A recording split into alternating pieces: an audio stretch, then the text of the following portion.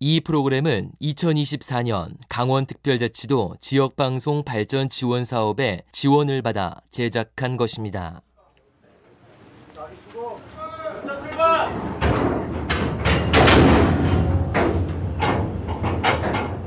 2024년 7월 25일 대한석탄공사 도계광업소. 광부들을 태운 인차가 어두운 갱도로 빨려 들어갔다.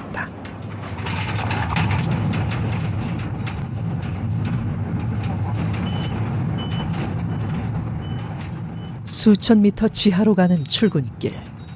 그 끝은 막장이다.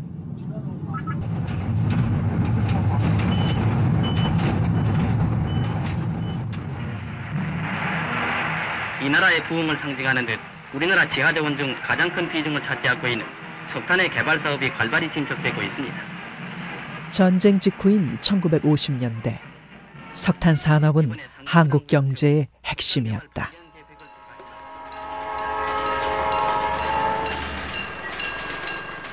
석탄 수송에 필요한 중앙선, 영동선, 태백선이 생겼다. 당연히 사람과 돈도 모여들었다. 예, 저는 김원수입니다. 강원도 삼척시 도계읍 살고요. 지금은 인구가 한 10,000명 되는데 그때만 해도 4만 명이 넘었어요. 그래서 제가 출근할 적에 정말 바닥에 돈이 5,000원짜리, 10,000원짜리가 땅에 막 애둥물었거든요. 그래서 꼭 하루에 5,000원씩, 10,000원씩 주고 가고 그랬어요. 그만큼 그때 좋았어요, 80년도에. 화양연화는 짧았다. 1980년대 말부터 석탄 증상구호는 석탄 감산으로 바뀌었고 오는 사람보다 떠나는 사람이 많았다. 그리고 2024년 격동의 석탄 시대가 마무리되고 있다.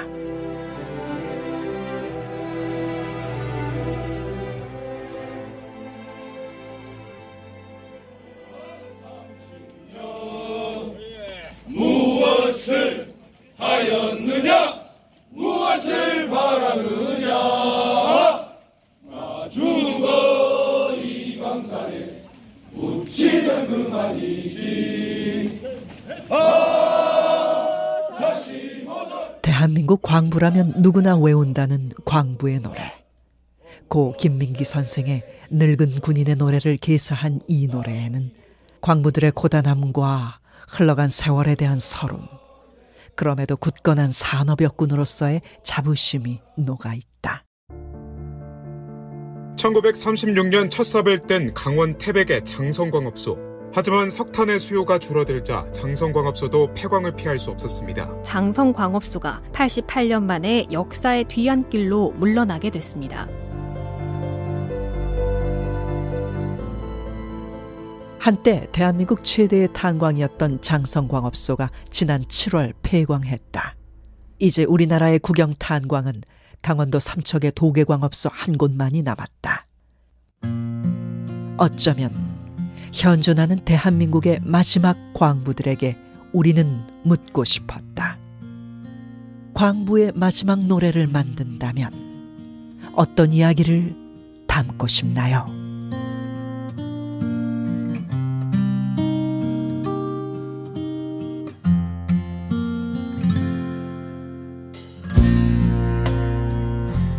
TVN 강원교통방송 특집 다큐멘터리 광부의 마지막 노래 막장가.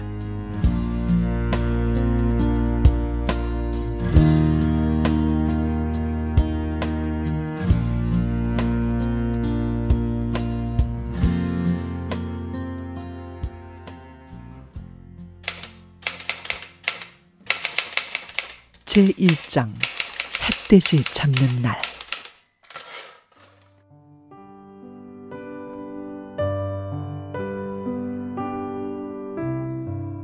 도시로 전학 간 이곳 어린이.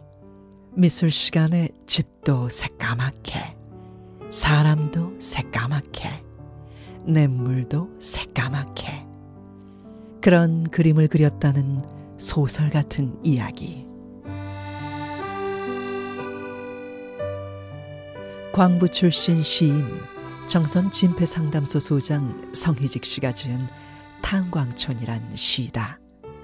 1980년 탄광촌 아이들의 미술 수업은 검은색 크레용 하나로 충분했다. 까만 탄을 뒤집어 쓴 아버지들의 무거운 발걸음과 검은 시냇물이 뒤섞였던 시절. 문득 불어온 바람에도 탄가루가 날려 하늘이 까매지던 곳. 그곳으로 전국 팔도에서 많은 이들이 몰려들었다.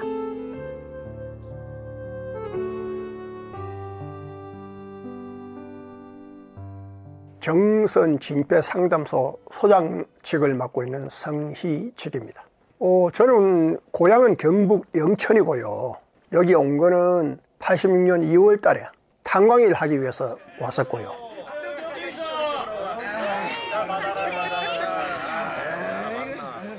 1986년 2월 어느 날 강원도 사북탄광 인근 식당에선 햇돼지를 잡고 있었다. 자, 지방방송 끄고 지금부터 우리가 햇돼지를 잡으시겠다. 돼지다, 돼지. 일바 따로. 신임 너 고향이 어디냐? 영천입니다. 갱상도 내기구만. 장계는 갔냐? 아직 못 갔습니다. 그래? 넌 장계 못 가 임마. 왜? 막장에서 일하는 놈을 누가 데려가? 그래도 월급이 많다 아닙니까? 제 숭악한 놈 보게. 돈 준다면 목이라도 매달 놈이야. 목이라도 매달네. 너 뭐하러 여기까지 기어들어왔냐? 개돈 떼먹고 튄 거 아니야? 아니야. 아버지가 빚을 많이 남기고 돌아가셨는데 어머니가 많이 아프시고 동생들 수업료도 내야 하고. 아이고 저거 질질 짜고 있다. 그거 닥치고 노래의말 장전! 노래의말 장전! 발사! 별빛이 흐르는 다리를 건너. 잘한다! 바람 부는 다리를 건너. 김현철이라고 합니다. 처음에 들어오면 이 임시직이라고 해서 3개월 동안 적응할 수 있는 기간을 주거든요. 고참이 데리고 다니면서 이렇게 교육을 시키고, 이제 그때는 햇돼지라는 이 별명을 지어줘. 햇돼지. 왜냐면은 마스크를 끼면 여기만 하얗고 여기는 새까맣잖아요. 그러니까 돼지 코가 이렇게 살색으로 하얗게 보이잖아요. 그래서 이름은 김영문이고요. 지금 만 48세고 이제 햇돼지 잡는다 그러죠. 햇돼지 잡는다고. 그 신입 딱 들어오면 저희 회식을 하거든요. 한반도 군기 잡는 거예요, 군기. 이 나한테 잘해라 이런 식이죠. 뭐. 앞으로 힘들다.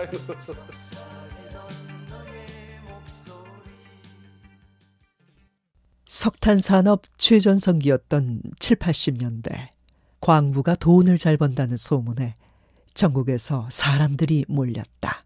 사업하다가 우리가 흔히 하는 말로 쫄딱 망해먹고 탄광 왔으니까 당시에 그 70년대 80년대 탄광 오는 사람들이 다른 막노동 하는 거 비해서는 임금이 좀 그래도 높은 편이었거든요. 탄광처럼 먹고 살 걸 걱정을 안 하는 거예요. 왜? 집주지, 사택주지, 뭐 월급 빵빵하게 나오지. 진짜 없이 사는 사람도 무식한 사람도 강산에 들어와서 일만 잘하면 돈을 많이 모았죠. 건물이업만 해도 국영기업체 도경암소 다닌다면은 여자분들 시집을 오는 거는 남자가 신랑 감으로 최고라고 했을 때입니다. 그 시절은. 일이 얼마나 고된지 위험한지는 문제가 아니었다. 잠깐 바짝 벌자. 장사 미천이든 전세방 보증금만 벌면 바로 뜬다. 그렇게 작정했지만 몇 달 기약은 1년이 되고 3년이 되고 수십 년을 넘겼다. 그렇게 소위 탄광 귀신이 된 사람들이 적지 않았다. 저는 여기 도계광업소 생산부에 근무하는 김종겸입니다. 애초부터 생각한 건 아니고 사업도 말아먹고 뭐 이러다가 어쩔 수 없이 손을 대게 된 거죠. 한 3년만 해가지고 목돈 좀 만들어가지고 하던 일을 다시 하려고 그랬는데 눌러앉게 됐어요. 계속 여기. 전 윤병천이고 계기가 내가 농사 짓었는데 청주서 농사 짓고 닭을 키우고 돼지도 키우고 그랬어요. 그런데 그게 그 당시에 그 사료값이 엄청 비쌌어. 농협에 사료값이 빚을 줬어. 그래 빚 갚으려고 여기 온 게 광산에서 일하게 됐어. 잠깐 하고 간다고 생각한 게 여기서 늙은 거죠. 가련다 떠나련다 어린 자식 손을 잡고 가련다 떠나련다 어린 아들 손을 잡고 감자 심고. 제2장 세상의 끝 막장. 막장은 생각보다 길고 어두웠다. 뭣도 모르고 막장으로 뛰어든 새내기 광부에게는 더욱 그랬다. 처음에 채탄에 딱 들어왔는데 왜 구란에 수백 명이 타고 쫙 내려가잖아요. 탁 내려가지고 걸어서 또 가가지고 또 지하로 또 내려가는데 이 걸어갈 때 사람들이 쫙 퍼지잖아요.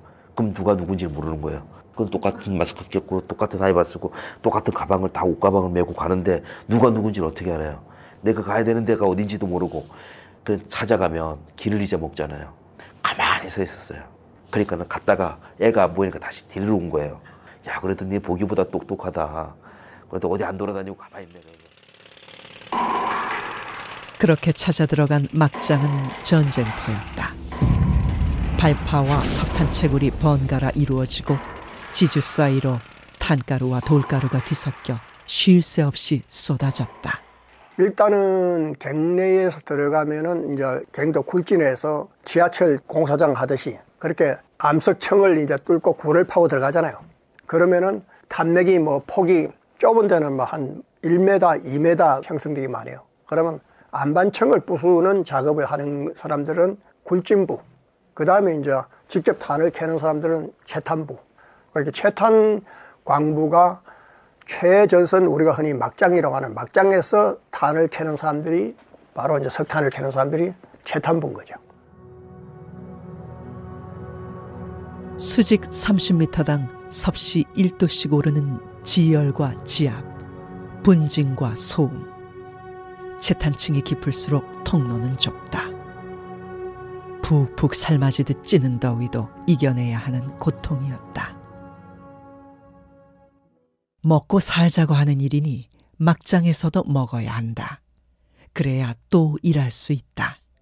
갱도 벽에는 광부들이 가져온 도시락 주머니들이 주렁주렁 매달려 있었다.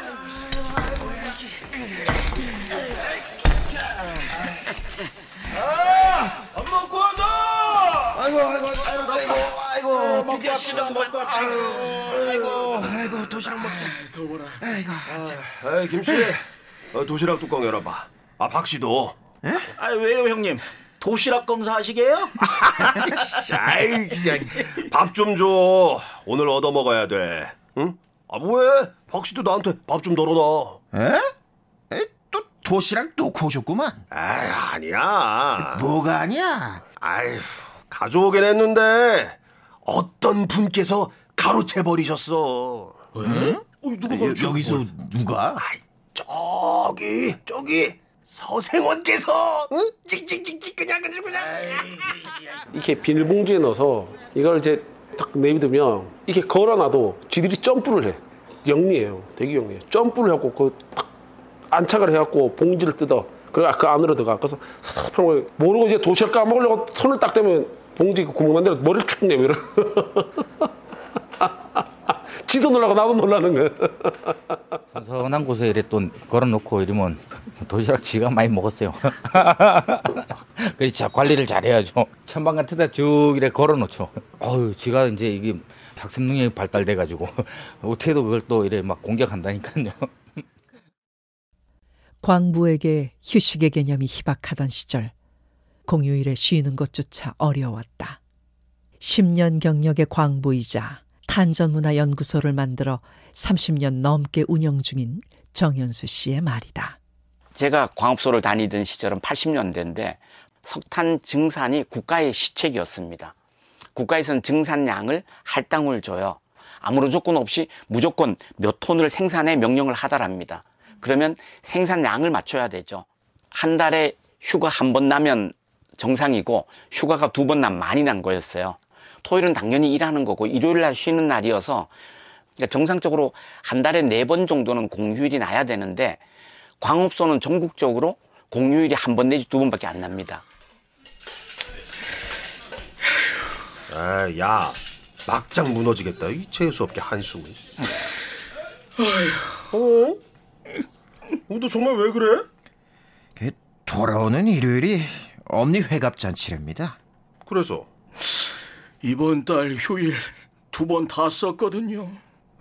그럼 안 된 마. 그래도 반장님이 계장님한테 말씀 좀 잘 드려주시면 안 될까요? 야, 정신 나갔어? 말이 되는 소리를 해라. 한 달에 공휴일을 3번 쓰는 놈이 어딨냐? 싫으면 광부 때려치고 다른 일 해. 됐습니다. 일이나 합시다. 야마! 야! 그 내가 계장한테 말은 해볼게. 아유, 형님, 감사합니다. 정말 감사합니다, 형님. 안 될 수도 있으니까 기대는 하지 말어. 못 들래. 일 시작하자. 예.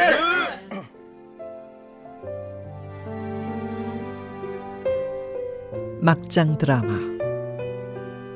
세상의 끝, 어두운 막장이 드라마라면 주인공은 바로 이들이 아니었을까?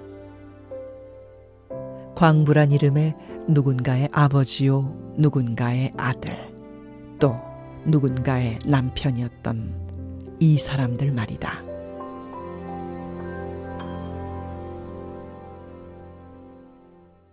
제3장 가족.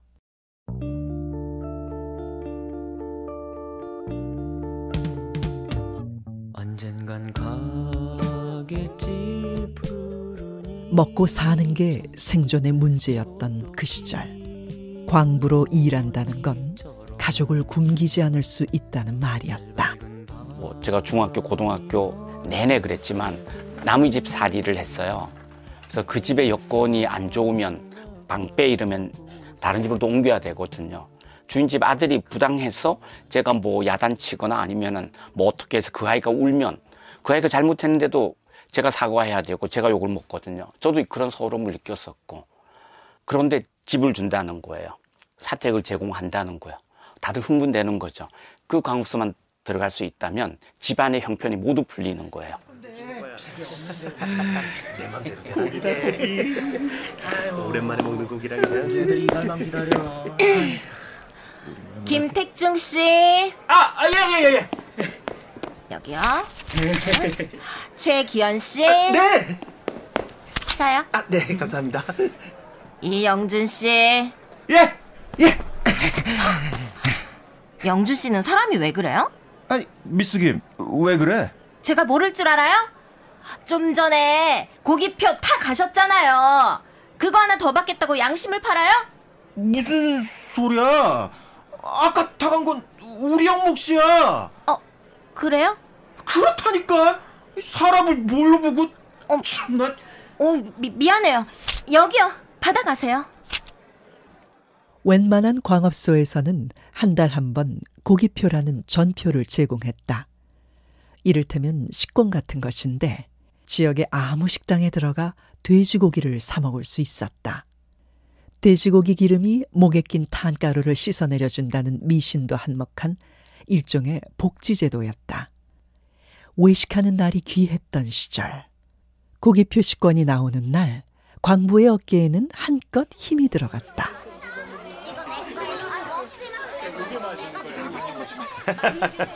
맛있냐? 네. 그래. 많이들 먹어라. 응? 배 터지게 먹어봐. 여보, 애들 너무 먹이는 거 아니야? 한창 크는 애들인데 많이 먹어야지. 고기표는 달랑 한 장인데 고기를 몇 그씩 먹으면 어떡해?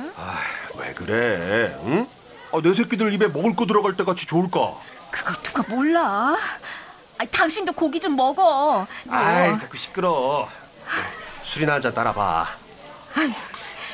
받아요. 한창 크는 아이들까지 합쳐 너대 식구에게 고기 식권 한 장은 턱없이 부족했을 것이다.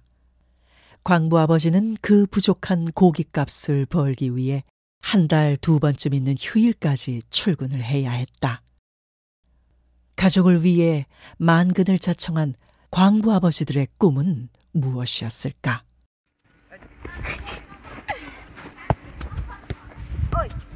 축구 국가대표였던 이을용 선수를 배출한 황지중앙초등학교. 이 학교 축구팀 감독의 아버지는 광부였다. 저는 이제 태백에 살고 지금 여기 황지중앙초등학교에서 이제 축구 감독을 12년째 하고 있는 한경성입니다. 어린 시절 태백에서 축구 선수로 활약했던 경성 씨. 아버지는 경성 씨의 든든한 지원군이었다. 그 아버지가 진짜 그 어려운 곳에서 좀 어떻게 뒷바라지를 해주셔야 되니까 공유 작업이라고 그 주말에도 하는 게 있는데 이제 그것도 계속 나가시고 쉬지도 않고 계속 주말에도 계속 일만 하셨던 것 같아요. 그런데도 아빠는 무조건 새벽에 깨어서 산띠로 같이 다니고 이제 아버지가 공을 차주시고 진짜 아빠의 그런 모습을 보고 진짜 열심히 해야겠다 이런 생각도 많이 했었고요. 그때는 어떻게 보면은 축구가 또 비쌌던 또 운동하는 또 아들이다 보니까 잘 먹여야 되니까 그런 비용을 좀 많이 쓰셨던 것 같아요. 진짜 뒤에서 뭐 금전적으로나 아니면 데리고 진짜 훈련 다니는 거 이런 거는 진짜 엄청 많이 해주셨던 것 같아요. 내 자식을 위해서라면 뭐든지. 그게 아버지의 마음이고 꿈이었다. 한영섭이라고 합니다. 저 역시도 어릴 때 부모의 따뜻한 이런 거를 못 받고 제가 자랐기 때문에 이곳에 광산 근무하는 중에라도 우리 자식들만큼은 처자식만큼은 남부럽지 않게 내 몸이 뼈가 으스러지더라도 이놈들만큼은 내가 책임져야 되겠다. 그 책임감 하나로 아주 일 열심히 하면서 자식들에 대한 뒷바라지는 제가 최선을 다했다고 생각합니다. 그렇게 버텨온 세월이 30년. 고달프고 고독한 막장이를 버티게 해준 건 내 자식에 대한 책임감이었다. 아들은 그런 아버지의 뒷모습을 이렇게 기억한다. 아버지는 그냥 외로운 분이었다고 해야 되나? 항상 이제 출근하실 때 뒷모습 보면은 그게 좀 마음이 좀 아팠거든요. 그 뒷모습 있잖아요. 굴 속에 또 들어가려면 얼마나 두렵고 얼마나 그랬겠어요. 또 어두운데 또 들어가야 되니까 또 들어가면 또 한 10시간씩 있다 나오셔야 되고 그런 거 봤을 때는 참. 아들은 아버지의 삶을 그렇게 헤아렸다. 하지만 아비는 여전히 미안하다. 제가 광부가 제가 만약에 아니었다면은 조금 더 잘 일에 키울 수도 있고 더 좋은 환경 속에서 할 수도 있었는데 제가 여기 광부 말고는 할 게 없었으니 어쩔 수 없이 애들한테 그런 교육을 못 보게 이래 못 해주게 이래 하는 거에 대해서 항상 애들한테 미안한 마음이 들고 그래서 아버지가 더 항상 애들 보기 미안하고 저는 항상 그렇습니다. 아버지가 이제 연세가 드시고 아버지랑 공이 너무 차고 싶은데 아버지가 뛰지도 못하시더라고요. 좀만 뛰면 숨이 차니까. 네.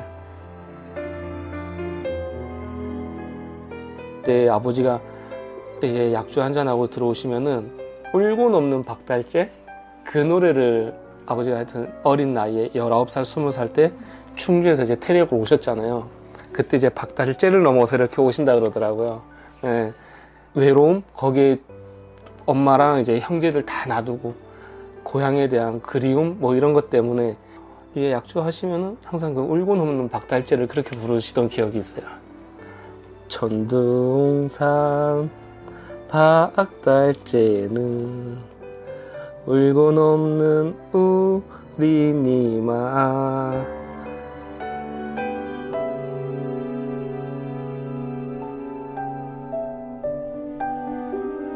TVN 강원교통방송 특집 다큐멘터리 광부의 마지막 노래 막장가. 잠시 후 계속됩니다.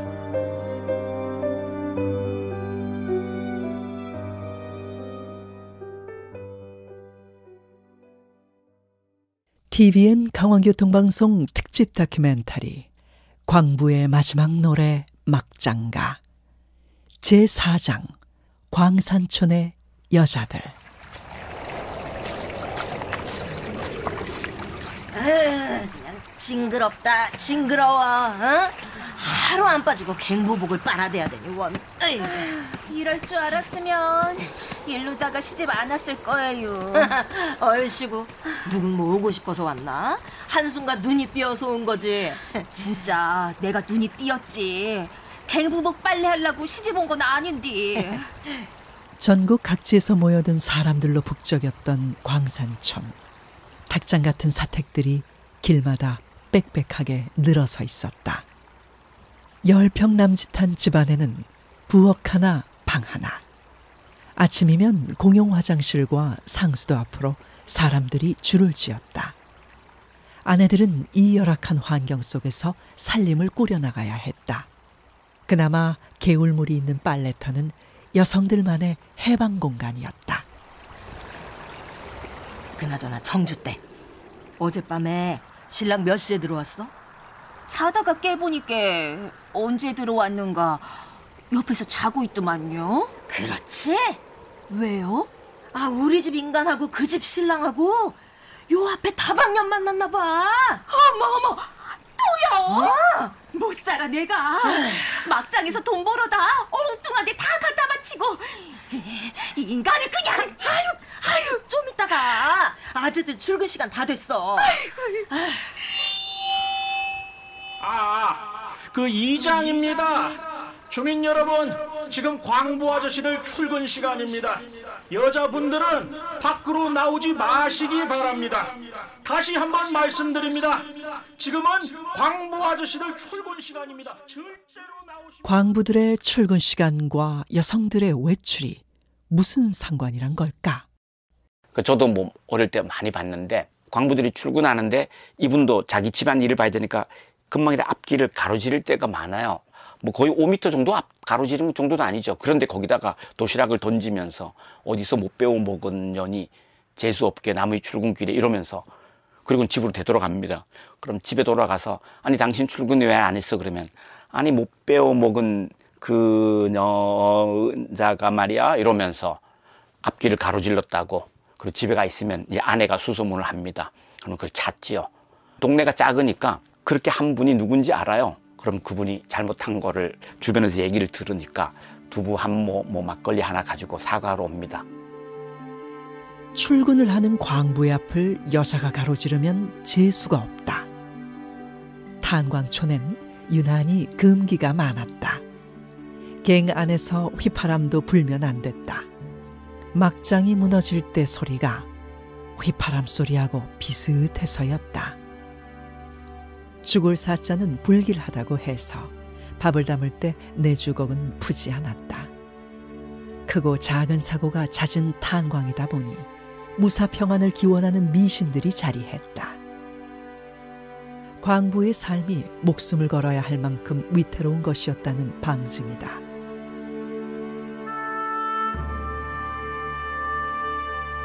여성을 금기시하는 광산이지만 아이러니하게도 여성 광부가 있었다. 그들을 선탄부라 부르는데 부서나 팀을 말하는 부가 아닌 아내 또는 부인이라는 뜻을 포함한 선탄부다. 선탄부는 갱에서 올라온 석탄 더미에서 탄과 잡석을 선별했다. 그 시절 여성 광부의 삶은 어땠을까? 우리는 그녀들을 만나기 위해 취재에 나섰다. 특별한 동행도 있었다. 이번 프로젝트의 목적, 광부들의 마지막 노래를 만들자. 그 노래의 탄생을 도와줄 싱어송라이터 박강수 씨와 함께였다. 가을은 참 예쁘다. 박강수 씨는 지난 2001년 데뷔한 이래 꾸준히 자신의 곡을 발표해온 싱어송라이터다. 강원도 삼척 도계에 외가가 있어 어린 시절 탄광촌에 대한 추억이 있는 그녀는 우리가 기획한 광부의 마지막 노래 프로젝트에 흔쾌히 함께하기로 했다.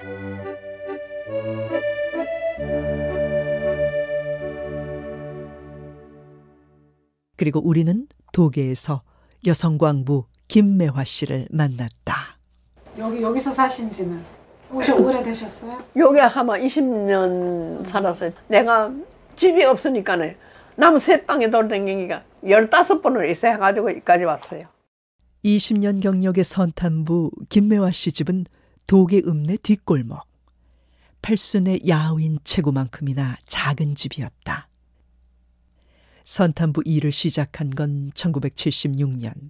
금여의 구역 광산에서 그녀는 어떻게 광부가 됐을까? 삼척 근덕면 교공리 거기서 태어났고요. 여기 광산으로 내가 시집 왔지요. 내가 35살 때 우리 아저씨 세상 떴거든요. 대또라고 했어요. 이제 막기 돌아가는 대또가 이렇게 있는데 거기에 이제 기름칠을 올라갔다가 거기서 떨어졌어. 그 줄로 해가지고 내가 광산에 들어갔거든요. 우리 애기들은 큰아는 11살, 적은아는 5살. 1970년대는 수많은 광부가 목숨을 잃은 시기였다. 보통 순직한 광부의 아내는 보상금을 받아 고향으로 돌아갔지만 딱히 갈 곳 없는 이들은 그대로 남았다. 김매화 씨도 남편이 세상을 떠나고 2년 뒤 선탄부가 됐다. 남편이 떠난 그곳, 다신 돌아보기도 싫던 광산으로 들어간 것이다. 졸지의 가장이 되고 가시밭길 인생은 시작됐다. 아이고 빠듯하지. 그래 아들 먹일 것도 못 먹이고 공책 한 권 사주는 것도 어려웠지요. 그러니까 우리 아들 이제 도시락 사주면 우리 큰아가 그러잖아요. 잘 사는 사람은 도시락에다가 계란도 덮어주고 이랬는데 우리 아들은 맨날 그 식은 짠지. 봄날 때까지 식은 짠지고. 아이고 내가 이래 좋을 거랬어요. 하나님요 돈 뭉치가 하나 늘어지면은 그거 가지고 우리 아들 먹여 살리고 하나님한테 목이라도 바칠 테니까 돈 뭉치라도 떨어지시면 좋겠다고 그래. 혼자 죽을 줄 알아요. 그녀에게 퇴근은 또 다른 출근이었다. 선탄장의 피로를 풀 새도 없이 어머니여야만 했다. 선탄부들은 대부분 과부였는데 혹여나 아이들이 애비 없는 자식이라고 손가락질 받을까. 그 사실을 숨기는 이들도 적지 않았다. 하지만 김매화 씨에게는 그런 생각조차 사치였다. 그런 생각을 할 여지가 없어요. 남들은 일하고 나면은 저 단가를 마셨으니까 돼지고기라도 한 건 사가지고 와서 볶아가지고 먹어야 이제 단가를 쉽게 내려간다고 이러지. 나는 그거 돼지고기를 사 먹을 여지가 없어요. 그 집은 형편없지 얼른 친구들 데려가 방을 막 어지간하 하시니까 그러니까 그거 치워야지요. 어지간하고 형편 없거든. 그럼 치우니라고. 그래 내가 아들 둘 먹여 살리느라고 모두 술 한 잔씩 먹고 그래도 나는 술 한 잔도 지금까지도 술도 못 먹어요.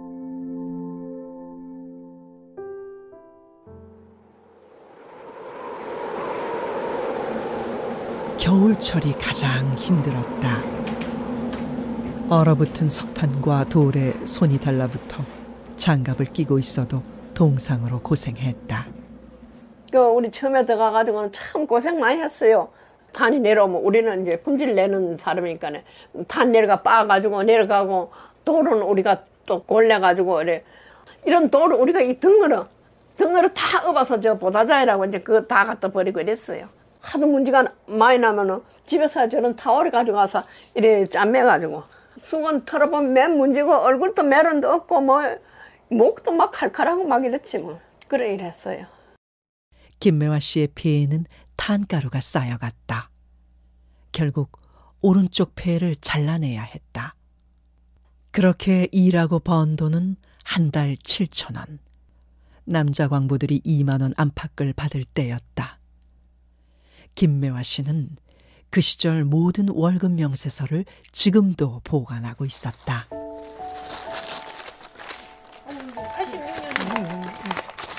81년. 7년. 12개씩 딱 묶어놨는데 그때 보자 이래가지고. 매화는 아버지가 지어준 이름이다. 그녀는 어려서부터 노래를 곧잘 불렀다. 그녀가 즉석에서 불러낸 노래 한 자락에서 평생 한이 묻어나온다. 비가 올라나 눈이 올라나 억수장맞을라나 만소산 검은 구름이 막 모여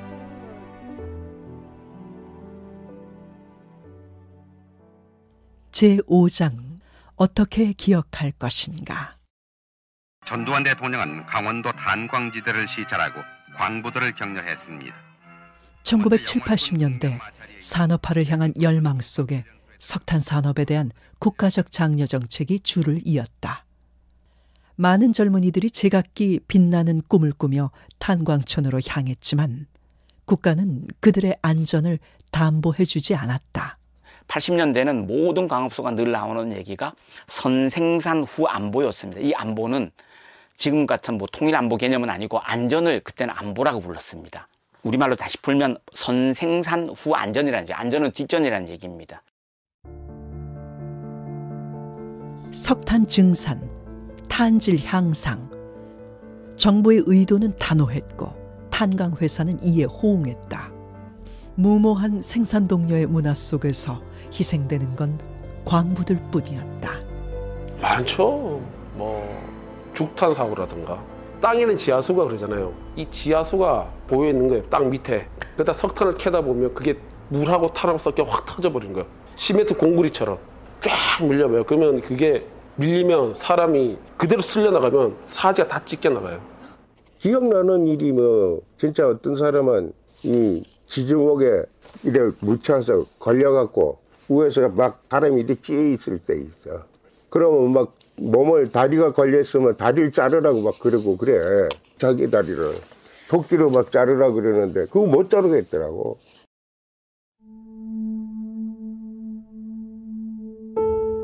(28, 44, 229, 223, 222, 201) 시인이자 정선 진폐상담소장 성희직 씨가 펴낸 세 번째 시집 광부의 하늘이 무너졌다의 한 부분이다. 난수표 같은 숫자 배열은 탄광사고로 희생된 광부들의 숫자다. 그 28은 한백광업소 화약폭발사고, 44는 문경광업소 갱내 화재사고, 그 다음에 뒤에 숫자들은 73년도부터인가 이 매년 탄광사고로 순직한 광부들. 우리는 이제 숫자로만 이렇게 기억하지만은 사망한 광부의 그 숫자에 포함된 가족은 누군가에게는 아버지고 누군가에게는 남편이고 누군가에게는 자식이고 그렇잖아요. 이제 그런 절절한 아픔들을 우리가 한번 생각해보고 좀 알았으면 좋겠다. 석탄시대. 대한민국의 발전을 이끌었던 한 시대가 저물고 있다. 그 앞에서 우리에게 던져진 질문. 어떻게 기억할 것인가?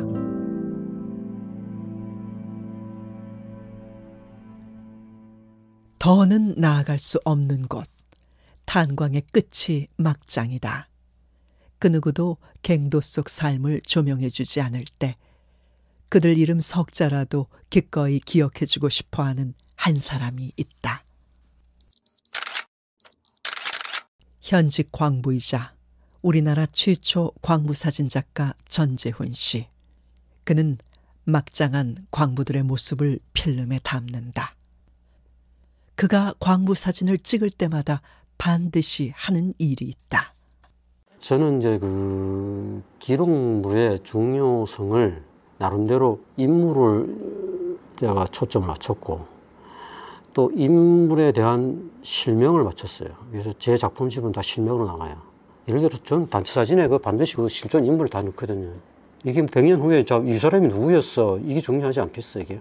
여러분들은 역사의 증인이다.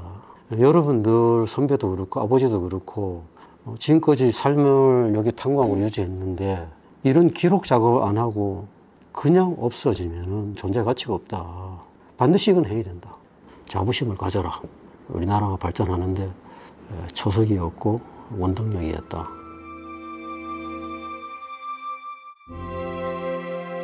온통 검은 빛으로 가득한 사진 아래 자리 잡은 광부의 이름. 우리는 그들을 기억해야 한다. 배가 검게 물들도록 고단했던 막장의 삶을, 한 시대를 이끌어간 산업전사로서의 예우이자 모진 삶을 살아낸 인간으로서의 존중으로.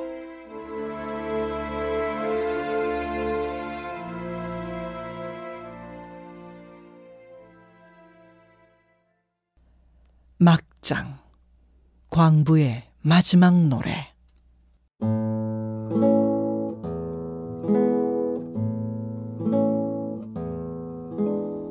음악은 시대의 거울이자 기억이다. 우리는 노래로 그들의 삶을 기억하고자 했다. 광부의 삶을 담은 광부의 노래는 고 김민기 선생의 곡 늙은 군인의 노래에 가사를 바꾸었다. 그렇다면 지금 우리가 다시 새롭게 광부의 노래를 만든다면 어떤 이야기를 담을 수 있을까? 우리는 취재를 함께한 싱어송라이터 박강수 씨와 함께 곡의 방향에 대해 이야기했다. 최대한 담백하게. 그 악기가 주는 이미지가 있잖아요. 맞아. 악기가 주는 이미지. 맞아. 신광부가니까. 그리고 9월의 어느 날 박강수 씨의 노래가 도착했다. 그녀는 노래에 대해 이렇게 설명했다. 이제 사라져가는 거잖아요. 이런 이야기들이. 탄광 근처에 살던 사람들의 기억 속에서도 그렇고, 그게 이제 기록으로든 기억으로든 남아서, 아, 마냥 힘들기만 한 그런 시간, 그런 이야기는 아니었다. 뭔가 다른 형태로 품어서 희망이 될 수 있진 않을까? 이제 이런 것들이 기억해 줌과 동시에 희망이라는 씨앗이 심겨지는 메시지를 좀 담으면 어떨까? 이제 이런 생각이 많이 들었습니다. 그녀가 보내온 노래의 제목은 꿈을 꾼다였다. 꿈을 꾼다. 아주 오랜 기억들, 어둠의 길을 잃고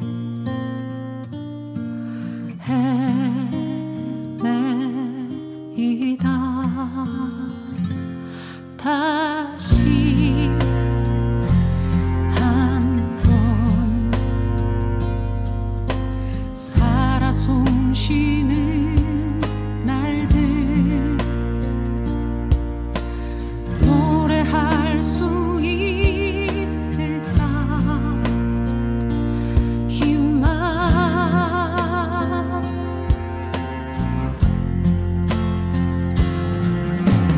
그대가 내게 심었던 한 줄기 빛을 난 품어서 세상이 난 두렵지 않고 어둠을 밝혔네. 삶은 멈출 수 없는 것, 살아가야 하는 것. 세상이 난 두렵지 않고 어둠을 밝혔네.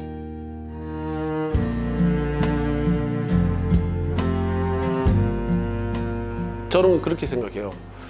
이 강산이 힘들고 위험하고 그런 곳이지만 사람들한테는 그래도 당신네들이 이 한국이 어렵게 살 때는 석탄 그거를 캐서 이렇게 다 따뜻하게 살았고, 산업화 시절에 대한민국 경제, 특히 강원도 경제의 버팀목이 탄광이었거든요. 탄광 광부들은 가족들 생계를 위해서 갔지만은 그 열악하고 위험한 곳에서 일하던 그 피땀의 역사를, 탄광은 다 문을 닫는다 하더라도 그 노동의 역사, 그들의 아픔, 그들의 눈물, 이런 거를 좀 사람들이 글과 또 이야기로서 또 방송으로서도 좀 느끼고 기억했으면 좋겠다. 애증이라고 봐야죠. 애증. 들어가기 싫고 하기도 정말 싫지만은 집도 이루고 결혼도 하고 자식도 놓고 나한테는 엄청난 도움을 줬던 그런 관계.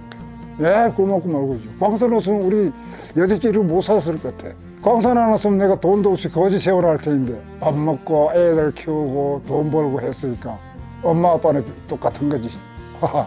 그래도 행복했다. 행복하게 살았잖아요. 쉽게 얘기하면 남한테 나쁜 짓 안 했죠. 그리고 열심히 일해서 열심히 벌어서 남도 도와줄 수 있었고 얼마나 좋아요. 삶의 전부, 내 삶의 전부였어요.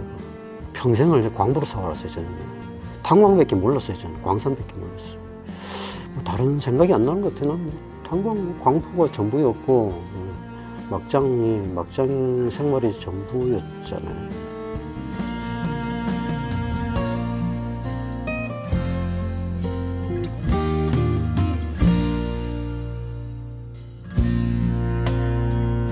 TVN 강원교통방송 특집 다큐멘터리 광부의 마지막 노래 막장가.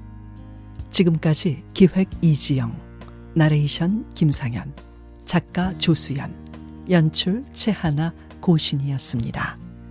이 프로그램은 2024년 강원특별자치도 지역방송 발전지원 사업의 지원을 받아 제작한 것입니다.